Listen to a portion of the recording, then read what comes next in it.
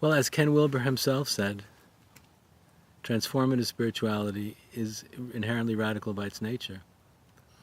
I think he said in his first, the article that he wrote for our magazine, What is Enlightenment, that radical or transformative spirituality doesn't console the world, it destroys it. So what does that really mean? It really means that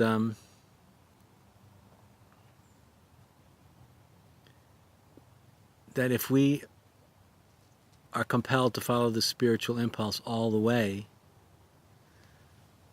it means we are following it all the way to a transformation that's not partial. There's an absolute shift of consciousness and of identification that turns the world inside out and that changes us in the most dramatic and profound and important way. And the thing is that a lot of people who are genuinely interested in incorporating aspects of enlightenment into the lives they're already living, they're usually interested in finding a way to feel better, finding a way not to suffer so acutely, trying to find a way to experience more clarity, but seeking for relative improvements, while there's nothing wrong with that, is very different than aspiring for what the Buddha was aspiring for when he vowed the night before his enlightenment to sit down under the Bodhi tree and not to get up until he was enlightened. He wanted to go all the way, and he was committed to going all the way and never coming back. And when we say we're committed to going all the way and never coming back, it means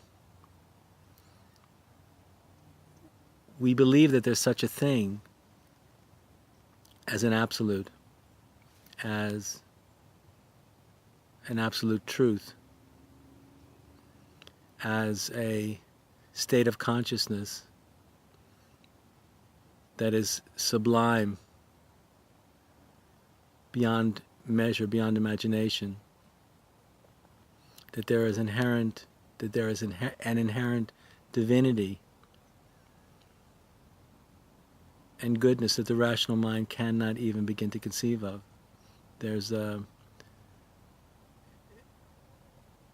transrational gnosis, the discovery of which catalyzes us into a completely different orbit in relationship to the human experience.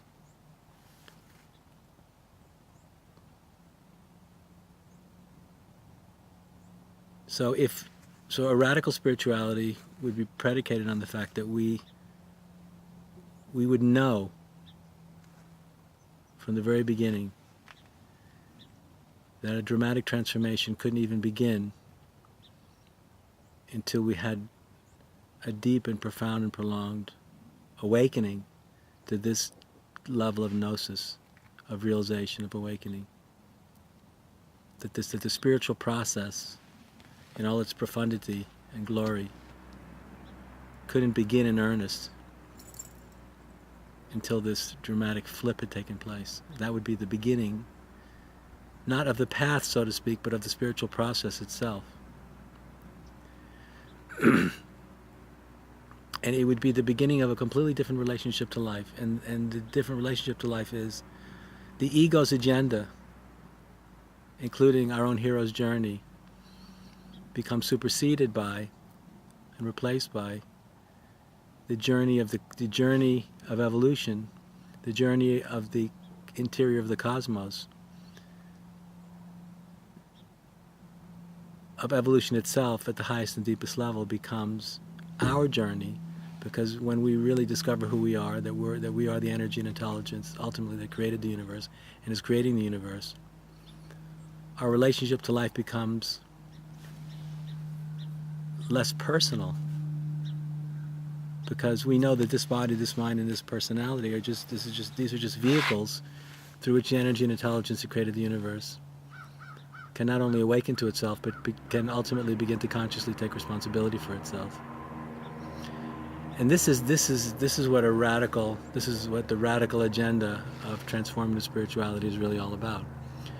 And it's not for everybody. It's really only for people who want to go all the way and are ready to let go that much, and that's very few people.